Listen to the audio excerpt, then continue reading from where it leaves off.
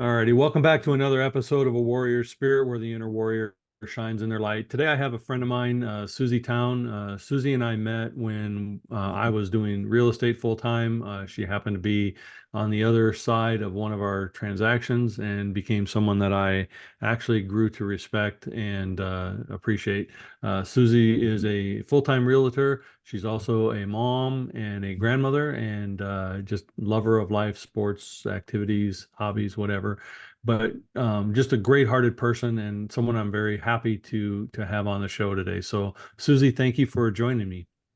Thank you for having me. It's a pleasure to be here today. We've known each other now for about 6 years, shortly into my real estate career, and we had the opportunity to do a couple transactions, and actually you would sometimes hit me up for hidden deals that I hadn't put on the market yet, and I just I appreciated the fact that you went out of your way to put your client's best interest first, and you always did the legwork to find them the deal, not just have, the deal come, floating by. So I really respected that of you. So Well, thank you. And I think that's just my heart was so into trying to help these people find a home. And it wasn't easy at that time, especially. You had to do that if you wanted to find your client a home, or you weren't going to find them a home. they didn't just come floating by often. You didn't start off as a realtor. Where did you grow up? I actually was born and raised here in Arizona.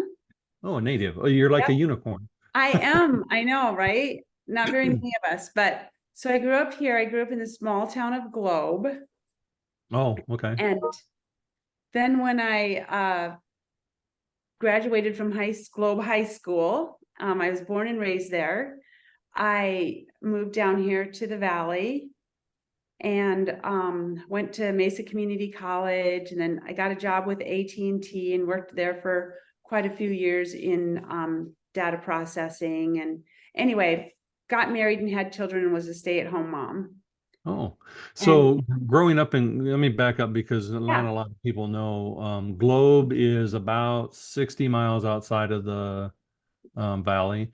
Really small town, got one main highway that passes through it on yes, your way to somewhere else. Most people's destination isn't Globe. It's also, I think, mining, yes, iron. it's a Yeah, mining town, yeah, it's a copper. mining town. Copper, yeah. And it's a typical mining town, kind of grayish, rundown, older. Yes. What was it like growing up in that kind of environment? I will be totally honest. I had a lot of fun, a lot of friends that I did a lot of stuff with. Stuff was going to the swimming pool and to the movie theater and to the drive-in. And that was about really all there was to do there. And really everything else that you did there was just probably getting in trouble. Well, like Did you get in trouble? I did not get in trouble. I somehow dodged it. I don't know how, but anyway. Yeah. Um, Yeah, so that is where I grew up. And then when I graduated from high school is when I came down to the Valley and started living in Mesa. So when you're growing up in this mining town, what were some of your hopes and dreams? Like, what was your aspirations? Because obviously you left as soon as you could. Right. Yeah. What were Well, some of the things that inspired you? well, when I was in high school, I was senior class president. And so I really enjoyed being around a lot of people. I enjoyed the leadership part of it. Mostly what I loved is just bringing people together. And I wanted everyone to just have fun and be a group. And I liked to just make cohesiveness a big part of like wherever I'm at.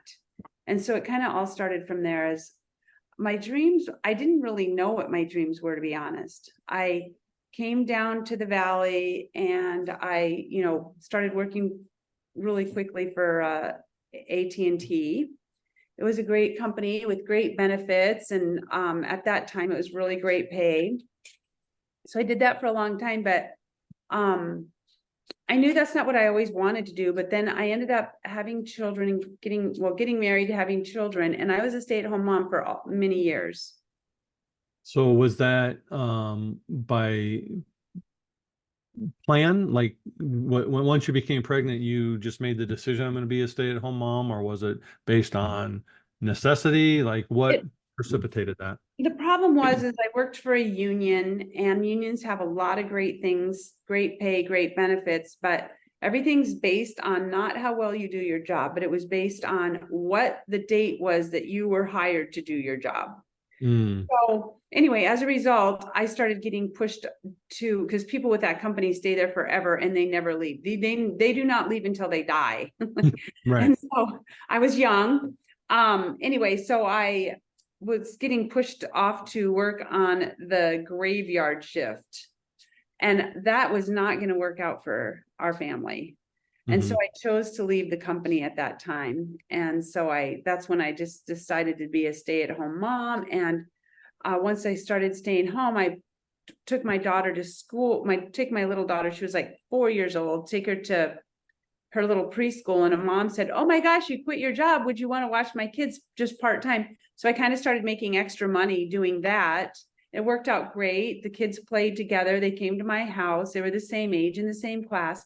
And anyway, so I did that. And that kind of is how I compensated for the loss of the income at the time and allowed me to be a stay-at-home mom for a while like that.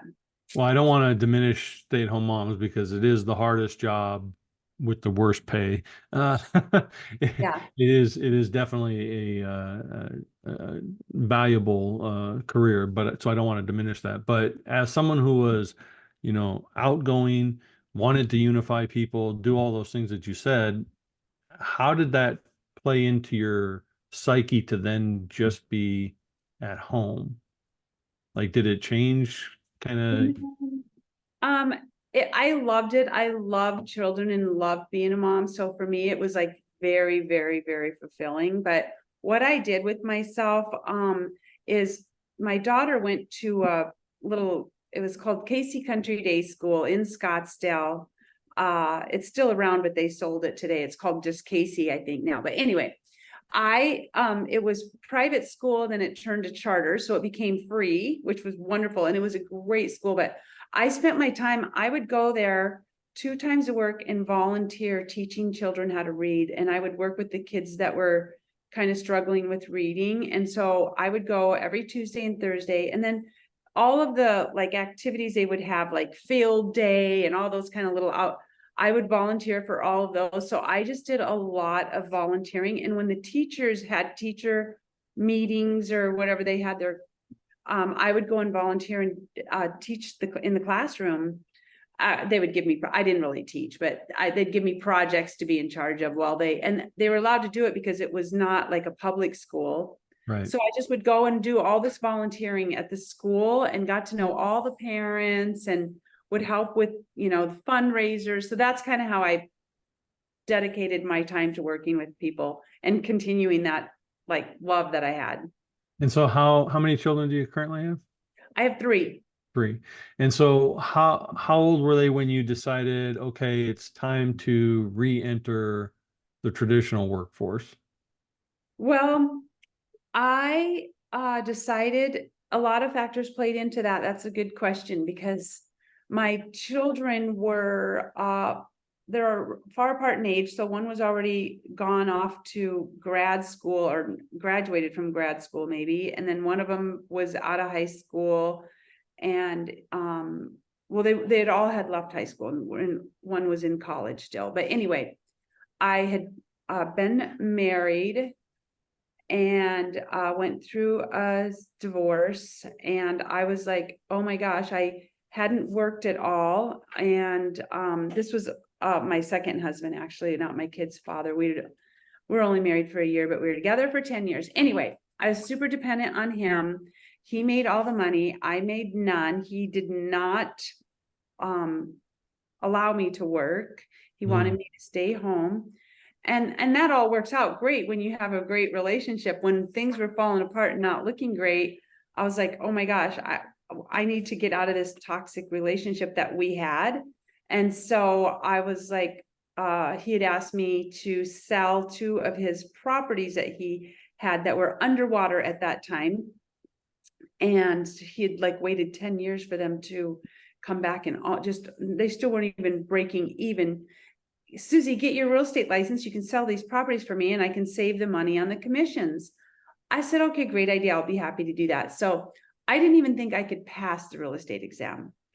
I was like, oh my gosh. I said, Susie, you have to pass this exam. You have to prove to him that you are smart enough to do this. So it was like me proving to him, but not even myself. I Hmm. can do this. I can do this. And so I studied so hard, and I like would get my books at 6 a.m. in the morning, wake up, and they'd be laying next to my bed. And I would just read all day long, memorize. I would sit at the lunch table, breakfast table, dinner table with my books. At the time, he would say, Susie, oh my God, just put it down to eat. I was so obsessed with passing and so driven that was, I couldn't quit studying. I wouldn't answer my phone. And I got through that whole class, studied for 2 weeks straight after I finished my last class, and went and took the exam and could not believe I passed it. I was like, the very first thing I did when I passed my exam, people are like, what, you went to the bar and had a drink?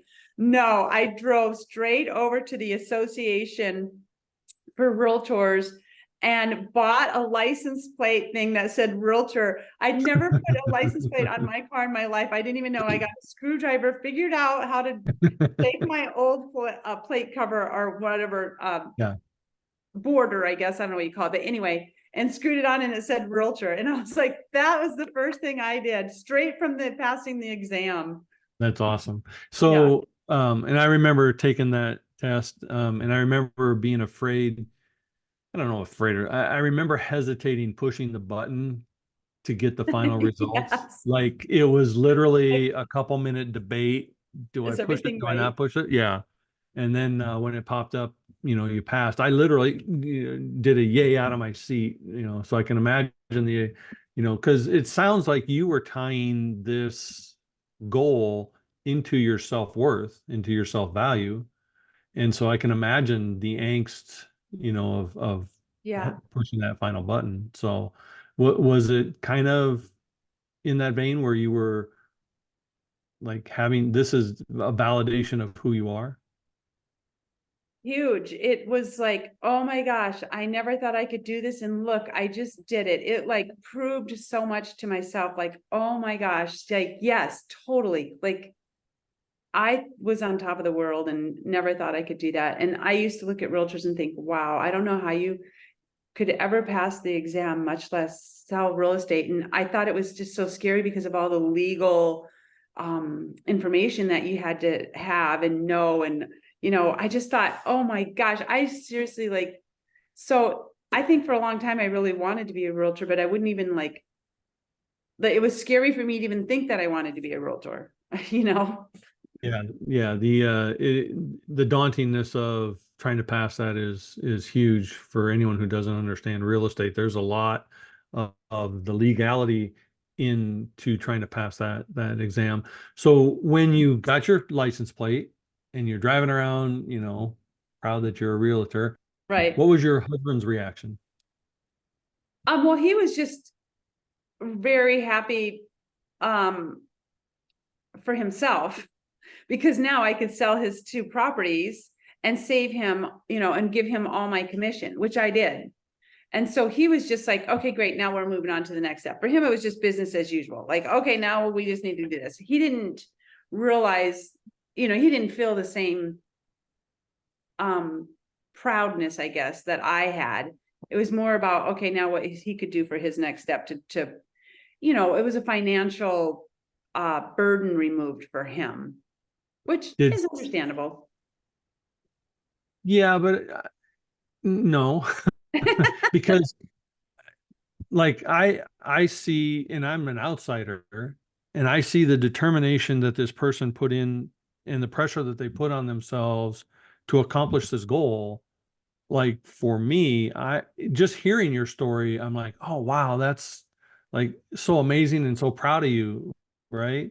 So to be in a partnership where it's not that same level, because Well, he that's true. lived that night and day with you, Yeah. to see the obsession. So to have that, okay, now you can sell my stuff. That had to have added strain to an already strained relationship. I think my brain was working that I knew I wanted out of this relationship. And I was just handling it really, you know, not saying I was just being really calm and cool about it, but my brain was clicking and working because I knew we had a very toxic relationship. So I knew that for me, my next step was I was going to start selling real estate and that I would start being able to be productive and have a good living for myself. Um, I had never graduated from college and didn't have a college degree, and I had had like great job opportunities come up. Like, I mean, they were like a job I would have loved to do. One of them was selling high-end alcohol to really high-end restaurants. It was anyway, and I had, a friend of a friend said the position was open. Susie, send me your resume. I did it all. And I never heard back from him. And I'm like, this is really weird because I had a connection. So I reached out and it was someone from, I swear, a younger generation. They don't always communicate. I guess I can be with anyone, but I'm like, so I finally reached out to her and I said, hey, what happened with my resume? And she goes, oh, they wouldn't even look at it because you didn't have a college degree.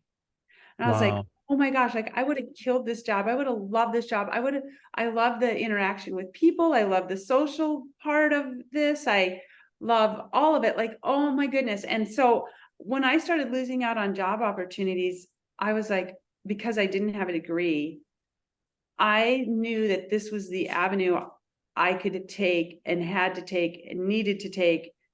And I had to do whatever it took to be able to succeed at it.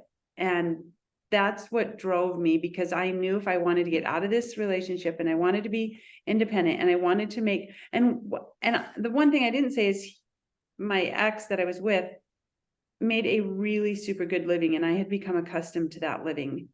And so it's really hard to leave that type of, living when um you like you have to just go work like a job that, with no degree.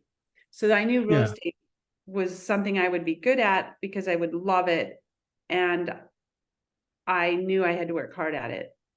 Well, when you find that you're dependent on somebody for your entire life, and even though you have a ton of skills, this one piece of paper determines whether or not you can make a good living or not, it becomes kind of daunting and it kind of, sets a whole new reality to leaving because you're like, dang, I gotta flip burgers as opposed to selling, Exactly. high-end stuff. Totally. Um, did it ever make you want to go back and just get a degree just for the sake of having one?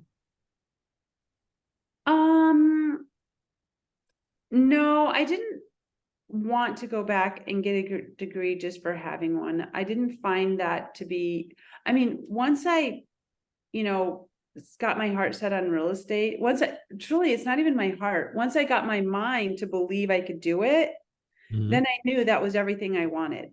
Like I knew Perfect. I was doing the job I would love and want. And so there was nothing else that mattered at that point anymore because I was following like a dream come true that I didn't think I could ever do before. So that's So, so you start off selling your husband's or your ex-husband's property. right. What did it take for you to attain your first client? Because I know a ton of realtors who go through their entire career and barely get a client, but I also know that you've become fairly successful and you don't do Yeah. that by happenstance. So, how did you get your first client and what did that feel like? Um, the first clients I got, they were all referrals. And it was just like a friend would have a friend, or I would have a friend who had a friend and would say, hey, my friend Susie's a realtor. And um, that's how I got all my clients. It was just from referrals from friends. And it wasn't, I would work for a very small little brokerage where they would have meetings like once a week where we would go and kind of learn just different, ways to get clients and how to become successful, and what we needed to do, as far as if you were going to go door knocking, or if you were going to call people, do cold calling, or if you were going to go places like in public where you meet people, and just trying to teach realtors how to get clients and how to be successful and anyway, and how to carry a conversation, and how, so it would just kind of build up your confidence in yourself as far as finding ways. But I always did it. Mine was very natural. I would say organic, because I would just meet people here or meet people there, and I'd have friends here, and little by little it just started growing and growing, and that is how my business has always been. I've never spent much money, or any money hardly, on any advertising. That's awesome. So I Well, would say that your high school skills of connecting people, and then your volunteer skills and your networking in that realm gave you foundational elements of this is how you make personal connections, this is how you bring people together, and now the fruits of those labors are translating into the referral based way you did your real estate.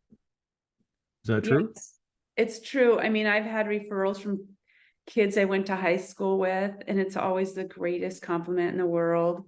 Susie, my mom and dad want to sell, or, I want to sell a property. And so I have those people. I see them. I was able to become connected with all of those people through Facebook. So I would say Facebook was a big part of my business, just because of everybody I knew through all the years of life of, and so that was a big part for me at one point. At least half or over half my business was coming from friends that I knew from Facebook. Well, isn't it first off, you did something that a lot of realtors don't, and you made it so you weren't a secret agent of the business. Like the very first thing you did from passing the test was go get something that indicated you're a realtor, right? And Yeah, then, you weren't quiet and shy about what you did. You have a real estate license, you're a realtor. And so all those connections you made over all those years allowed you to now be at the forefront of their mind because they right. knew, but they knew your heart, they knew your dedication, they knew your love for service and helping people. They didn't just know you were a realtor. Like I I farmed, if you will, Yeah, my area, and I did door knock, and I did do all those things that, because I didn't have connections here in the valley. I wasn't from here.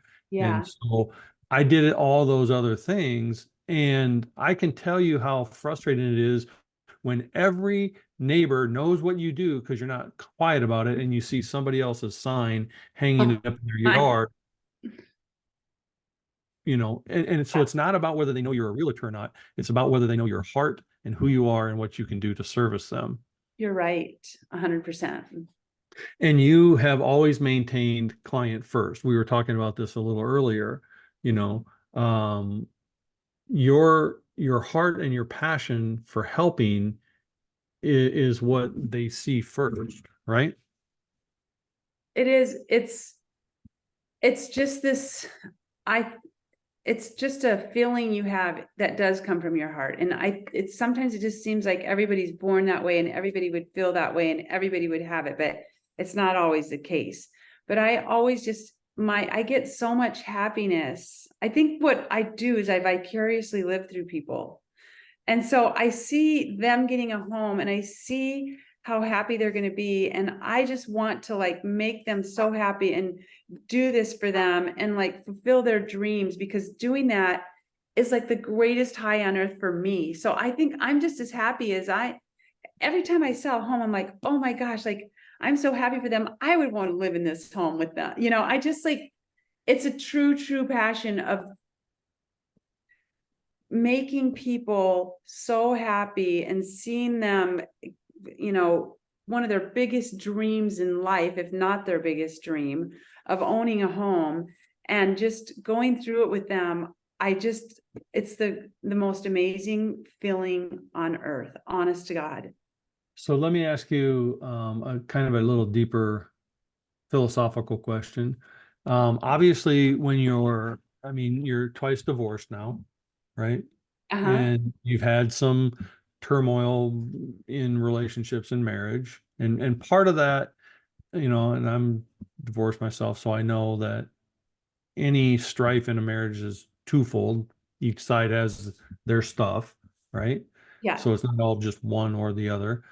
But how did passing this real estate exam and now serving others with this dream and living through them, how did that change you as a person in a new relationship? Because you're a different person now in this relationship than you were with your previous marriages. So how is Susie different having gone through this process? I would say going through the tough things that I've gone through in 2 divorces, um, totally is what made me believe in myself. I had to go through that. I had to. If I didn't go through it, I would still be sitting in the same um, dysfunctional relationship from whether it was the first one or the second one. And so going through tough times and just getting to the point where you feel like there's no way. My spirit was getting stolen away from me. That's what it was, is my spirit was stolen away from being in a toxic relationship. And so going through the hard part of having to, when I took that real estate exam and passed the exam and then sold the first 2 properties and then kind of slowly started growing my business, I knew that real estate is 100% commission and I had 0% experience. And how am I going to go out and do this? So I had owned a home that I had bought. Um, and I took that home and turned it into a VRBO so that I could make money off of this. And this is when VRBOs were brand new. People are like, oh my gosh, are you sure you want to do that? You're taking a big risk. I knew from listening to a guest speaker one time in one of the real estate like learning sessions that I went to every week, that there was a huge need for them. There was a demand. The supply was not meeting the demand. And I trusted this person's professional opinion so much that I took my house, turned it into a vacation rental. It was a 3-bedroom, 2-bath in a nice neighborhood in here in Arizona. It's called Val Vista Lakes. But anyway, great amenities for the perfect location to turn it into a VRBO. I knew all that. I went and got a little tiny apartment and rented this little apartment and lived in it so that I could, the money that I made from my house paid my rent in my apartment and my house payment.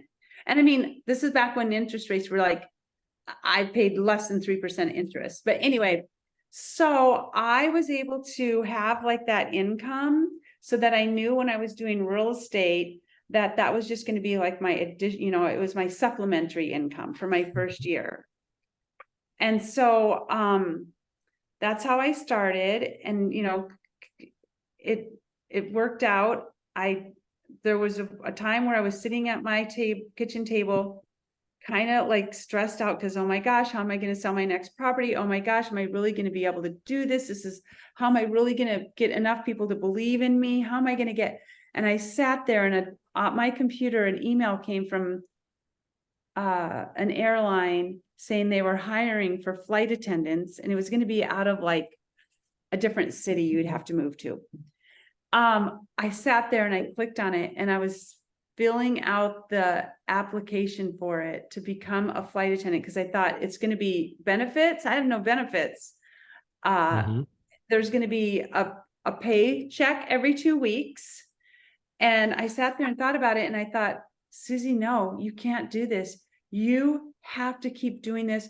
You can do it. Don't give up because this job is going to cap out. And if I keep selling real estate, the sky is the limit. You can do this. So I had to like self-talk myself through the, you Mhm. know, the of stability of my job and how, working commission and not knowing, sometimes I go 5 months without selling a house. And it's like, oh my gosh, am I ever going to sell another house?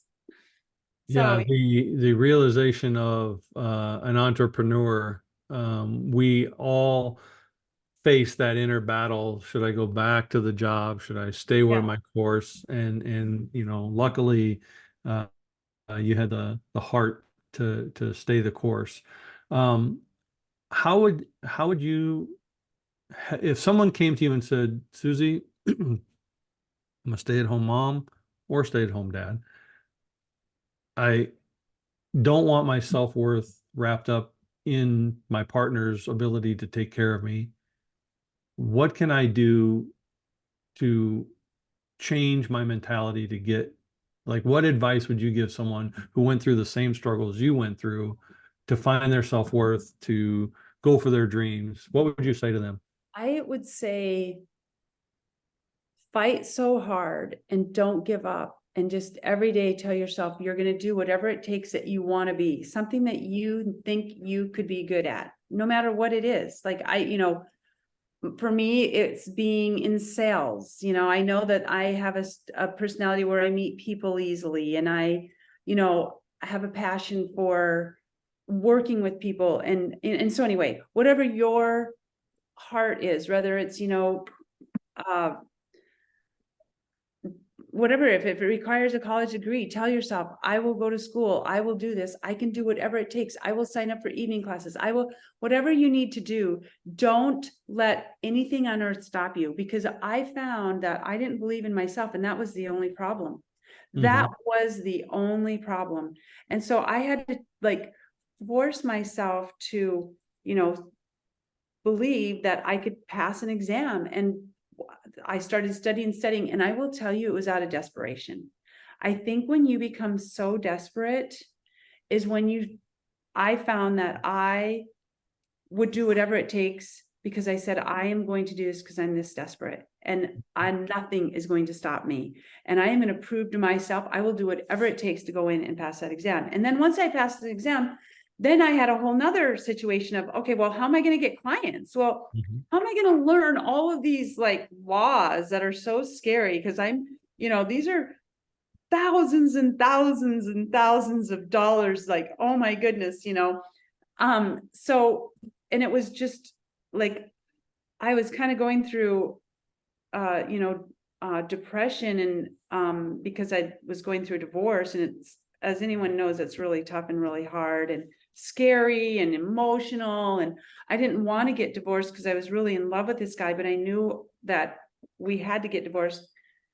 We couldn't continue. So anyway, I would have to pull myself out of bed to go to these meetings because I just didn't even have energy, because I was like in so much depression. But so it's just finding your soul, literally. Like, I need to do this so that I can make my life better, and I can move on, and I can leave this spot that I'm in.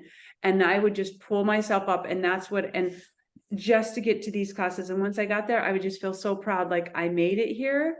I'm learning, and I just kept doing it because I didn't have a job really, because I didn't have clients at that time. Or I mean, I would get one client, then like 3, 4, months would go by, maybe even sometimes 5 months would go by, and I wouldn't have, so my time had to be spent learning. And, just anyway, that is what I say, is just be so true to yourself and tell it's all about me, and I'm going to do this, and I can do it, truly, because you're so desperate to get out of the situation that you're in. Well, I think when our backs are against the wall, that's when we fight the hardest for our next, whatever it is, our dream, our goal, our purpose, whatever. When we have options, we kind of heat, him and haw. But when we're down, like I always try to tell my clients, don't worry about plan B, because then you'll never work plan A. Yeah. Work plan A and don't have a plan B, because then you're teetering, right? And then the other part, and I learned this watching my wife through her struggles these last 9 years to get healthy. Give 100%, of what you're doing, but your 100% is going to look different day to day. Like there were days where I was just so proud the fact that she could get out of bed because for the longest time I had to carry her from room to room or help her go from place to place. Wow. So, you know, if getting out of bed is all you can do today, that's where your 100% is. Just give 100% of whatever that day is and don't compare it to the day before, you know. You said it so So, well. That's so true. And you feel so well, good about what you did. Like I right, felt so good that I got out of bed to go to those classes, the free trainings through the brokerage that they had. Anyway, but yeah. right. But if you didn't even bother to get out of bed, Oh yeah. then you wouldn't, you know, better your life. So I think it's important to have grace within your struggle. Know that each day is going to be different, but just give your best for whatever that day looks like. And it's and that's exactly what you said, give your best, because I would also get ready, get dressed in nice professional clothes, look really great, show up looking great, professional, ready to be like, a professional realtor, and all of that helped too, because that was my best. And I looked my best, I felt my best, I showed up for my best. And then I just kept doing it because that was what was getting me through everything. And I mean, it was a great, and I made a lot of other good friends that were other realtors who were all new, because I was when I was new. And so then we all became a close network of helping each other, working together. We never were on a team together, but we could call each other up. And still today, if I have a deal where I'm like, hey, I've never had a deal where where this existed or that existed, or, oh yeah, I did one of those deals, and we share our information with each other. So I gained like amazing friendships from doing that. So that's been like, I mean, just the whole experience for me. And then, I now a lot of my business comes from where I live. It's, escalated to, I live in a community where and this is how my business has grown and been kept getting more and more and more successful. Is I got into a community where I moved into brand new condominiums that had just been built. I bought brand new, and I started organizing all these events in the community because we have a group email where everybody who lives in our building that is an owner or a renter, they all are on this. It's a portal kind of like, but anyway, so we all get it. It comes through our email. And so I organize cornhole tournaments, and I get everybody together for the cornhole tournaments. I have, like how many people? 32 contestants playing. And then I have like probably a total of like 50 people that are there all at once that come. I do pickleball tournaments. Those are smaller because you can't have it because we have a pickleball court here. So I'll do those tournaments. And then afterwards, I get everybody to pitch in like $10 each, $15 each. And I order out the food. I have all the food come from catering it. And so then I had the cornhole tournaments made by a, custom made. So on the front of it, I put the name of our condominiums. And then on the legs that hold up from the back, it has Suzi Town Realtor. So Oh, every nice. time we play cornhole, everybody sees my name. And Yeah. every time I sell a house, every client's different. So it's like for any of the clients that it would be a good gift, I give them a set of cornhole boards, and I let them choose what they want, their favorite football team or whatever it might be. Someone put just their last names on them, first names, whatever. But and then on those legs, I always put on the bar in the back that holds the two legs together, Suzi Town Realtor. So when they're with their friends, they're playing pickleball or cornhole with their families, friends, whoever, they're going to say, hey, these are cool. What? Because they're really nice. They're professional ones. They're the ones that the national cornhole tournaments have the same builder make them. Or Nice. anyway, so I give those away as gifts. I get to write them off on my taxes. Sure. And so it's grown my business, just being really involved like that. I do, I get send out a message and ask everybody to go hiking together. I get a group of like 12 people, they want to go hiking. So I've grown my business in my community, moving into a brand new condos. And now, everybody kind of gets to know me, and I do all this stuff, and they all love it because now they have like a sense of community here in our condominiums that I invite everybody to. And I think that it's important to for those that are listening to understand. Yes, you're doing some of that as marketing, which is smart. Every entrepreneur should market themselves, but you're also doing it from the connection standpoint of building relationships because you're not viewing these activities as your sole source of, pipeline. You're doing it to bring community and a sense of, connection to people. And all entrepreneurs who are going to be successful in business have to start with connection, because if you don't show that you have the heart for whatever it is of the people you're serving, they're never going to, grow your business. They're going to go elsewhere.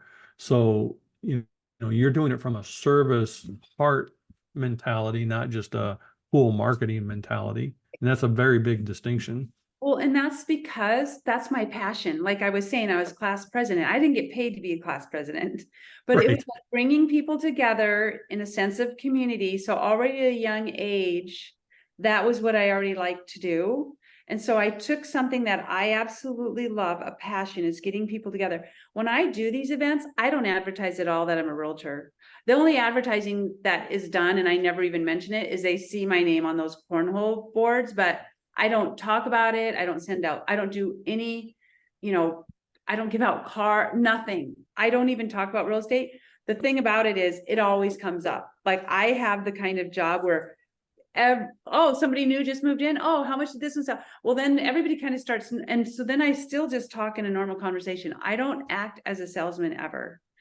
Um, and when people start asking me questions about it, I'll just start answering them, and I'll give them my honest opinion in an honest conversation, but it's not sales. I don't ever come up and go, hey, I'm a realtor. Do you need a realtor? I can be it always is a 100% natural occurrence to have clients decide they want me to be their realtor from just getting to know me and seeing, because then they see I have a great knowledge for where I am because I live here full time. I'm super involved. I know a lot of people. So it just all grows from whatever my natural strengths are, I guess, or my natural passion, I would say too, even more so than a strength. But How is that transformed? Because we've kind of seen your arc of self-worth and your passion. How is that transformed into the difference in your current personal relationship? Because I see you online, I see, the smile, I see the travels, and it's easy to take a snapshot of a moment of a smile, but it also transcends into who you are as a person. So how yes, is that now different in this current I relationship? am such, from a friend standpoint, and all of that, I'm still the same person because I've always, found my love of life through friendships. But in a personal relationship, um, what's really beautiful is we're actually engaged to get married. So he's actually my fiance, but Congratulations. thank you. What's beautiful is he is very successful and very driven by his career and loves what he does. So we share this same like beauty of a relationship of both of us like love our careers. We both work really hard. We're both super, super ethical. So it's really like that's like I think a big foundation of our relationship is how we both are have such a passion for what we do, and we both approach it the same exact way, even though they're two very different businesses. But even though he's really good at what he does and he's done it for a long time, it still, even with him, is um relating to people. And having a good relationship with them. And so we both just share this same commonality. And then we both like respect each other so much for that and build each other up. Like you were saying, in my first relationship, that wasn't there. And so we share this great, like, pride of each other and of ourselves. And so then it just has like such a healthy relationship. So I think that's what's great, is when you are feeling great about what you do and you're really happy in feel successful and love it, and then you like can really bond with someone at a really great level when you both share the same exact. And I think that's probably every relationship, whatever. Well, maybe not, but I don't know. We just have this big connection of, we're both so honest and take so much pride in what we do and so happy in what we do. And so when you share that with someone, it's always like this, it's a beautiful feeling that you just feel all the time. I think one extra component to that is, and I can't speak for your fiance because I've never met him, but I can speak to our conversation that we've had here. One major difference is that you're coming into this relationship with a higher self-worth and self-value than you brought to the other relationship. And I think that is a huge baseline for starting off a good relationship, because if you don't respect yourself, it's hard for others to respect you as well. And you approach life and strife differently when you're valued, and that value comes from within. Is that true? It is so true. And I will tell you, that is what I want to share with people so much, is I just want everyone to be and have what I have in like feeling great about yourself. And really it all started with all started with believing in yourself. Once you get to that point, then everything else just blossoms around it. And it was like that one just belief. Like, to me, the biggest word in my life is belief, because having belief is what has changed everything in my life. That alone. And it took many years. I mean, honestly, I didn't get my real estate license until I was I think like maybe 51 years old. So I had gone 51 years without believing in myself. And when I got my license and I got that license plate holder, and that was the day that I mean, I had to believe in myself before that too, in order to pass the test. But the reward of the belief was getting to see that I could actually pass. Like, I think there's like 60% of people don't pass the real estate exam the first time. And it's not necessarily because they're not intelligent, because they are. A lot of them can be really intelligent, and they still, because they don't realize how tough the questions are going to be, so they don't prepare enough for it. So I think the smarter people don't pass it the first time. They're like, oh, I'm super.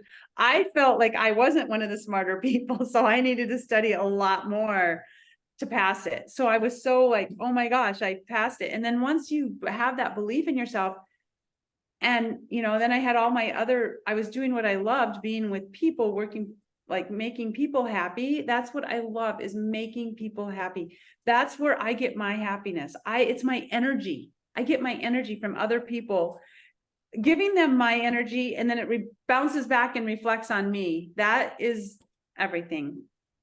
I think you said a very important thing. You've said a lot, but I think pointing out that you were 51 when this transition, because, a lot of people, think, oh, well, she did it in her 20s or her 30s or, whatever. But to do it that late in life, and I'm 59 by the time this airs, and I know that a lot of people look at their 50s and say, oh, life is over. It is what it is. And it's not. I got my master's degree when I was in my 50s. I started my full-time coaching when I was in my 50s, my podcast. I'm going to be speaking from stages. Like, the latter half of my life is going to be so much better than the first half was. And it stems from that belief in yourself. And stepping into your true passion, into your true heart. Age doesn't prohibit any of that. And I think it's an important distinction you made. It's never too late. It's never Never. too late. You could be 60 right now and start doing this, or doing this as in believing in yourself and doing what you love. Because I know not everybody loves what I love, but I love what I do so much, and it's been such a beautiful path. It's been so fruitful in every aspect of my life. So every one of my friends are like, "Oh my God, you should be a realtor," and they're like, "Sissy, I would not want to be a realtor." And I feel like, oh well, if I can do it, anybody can do it, you know. And so it's like, it is whatever it is that you love or have a passion for, or whatever, your passion brings, whatever your strengths might be, but you can do it if you just believe in yourself. And once I had the belief, like, nothing's going to stop me, I am going to do this, because it was like I said, at the time, it was me proving to my ex that I could pass the test. I needed to prove to him, because I felt like he didn't really believe in me. And I mean, I think too, another thing that probably was huge, and I think this is a beautiful thing in life now, is he told me, "You don't have what it takes to be a realtor." Mm. And I don't even really like to share that he said that, because it was a thing that was said, but that is some of the words that made me say, I'm going to do this. I had to be told that to fight it and say, I'm going to prove that I can do it. So it's stuff like that. So if you were ever, told you can't do something, or you feel like, you don't have self-confidence because someone's made you feel that way, that's what is a huge motivator. So be thankful that someone said that to you, because that's what you can say, I'm going to prove them wrong. Absolutely. I recently came across this quote from Allison Bird, and I've really gravitated towards it because it's applicable to so many of us. She said, "They judge my breakthrough without knowing my bend through." And it's just like, what you're just saying, use whatever it takes to get you to where you are, and then don't worry about what they say afterwards, because they don't know your journey to get there. So Like, you're a successful realtor. I know you as a successful realtor. I know you as a kind, caring person. I know you as someone who's vibrant and outgoing, who is into athletics, pickleball, cornhole, all these things. But until we spoke, I didn't know your been through. Right. yeah, And right. you were through the valleys of self-doubt, lack of self-worth, hardships, breakthrough. No one knows that unless we get the benefit of actually talking to you, which makes your current life even that much more special, because people have choices every day. We can um, take and be a victim of our story, or we can be the victor in our story. And when we stop telling our story from the victim side of it and start telling it from the victory side of it, that's Mhm. when we can impact others, and that's when we can really make a change. But internally, it's when we actually change ourselves, because now we are overcoming the hardship, not what the hardship did to us. Totally. So true. And then you just grow from it, and everything turns around, and it all comes from just belief. I mean, I think too, I could tell that I've always just been a naturally happy person, and always have fun and just love life. And that's just genetic, I think. I don't know, but that was getting torn away from me, and I wasn't feeling myself anymore. I wasn't feeling that happiness.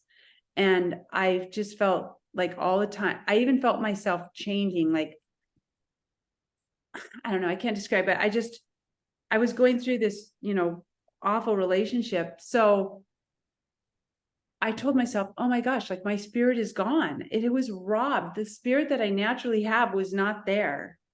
And so in feeling so upset that I didn't have that spirit that was mine, that I felt was stolen away, that was what drove me to say, I need to believe in myself. So it was kind of like a little process, but I had to get to that point of feeling like my spirit was stolen away to want to do whatever it takes. And so then it took me, 51 years. I got my real estate license at 51, and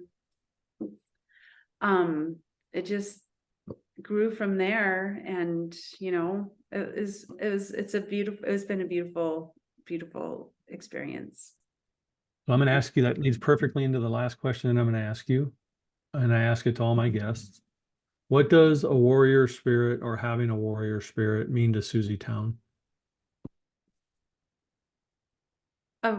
For me, the spirit, honestly, is, I think the biggest part of life in me is just being ethical. I mean, being honest in every aspect of my life is a spirit in me that is brings me true happiness. And I never really do anything. I think what that means is not, I don't do things because it's going to benefit me in a way that I want to benefit myself, but I do it in a way where I want to benefit everyone else. I want to give to everyone. And when I see them happy, that's where my happiness comes from. So if I didn't have other people in this world that I could make happy, I would have no happiness. That is my spirit, honest to God. I love that. And it's one of the many reasons why you are one of the very few realtors that I still respect and associate with. So I appreciate you. I appreciate your time today. Thank you for joining me and sharing your journey so people can hear your bend through to know your breakthrough. And I wish My you eyes water. I wish you the best happiness in your future relationships. And Thank thank you. you for doing this. Thank you for having me. Truly, this is my first time to ever do a podcast. I'm so honored that you invited me to be here. And I hope that even if one person watched this and I could make a difference in their life, that right there is true happiness for me. I think that's why I had you here, and I think there's somebody out there that needs to hear this message. So thank you, and have a blessed rest of your day. All right. Thank you. Bye.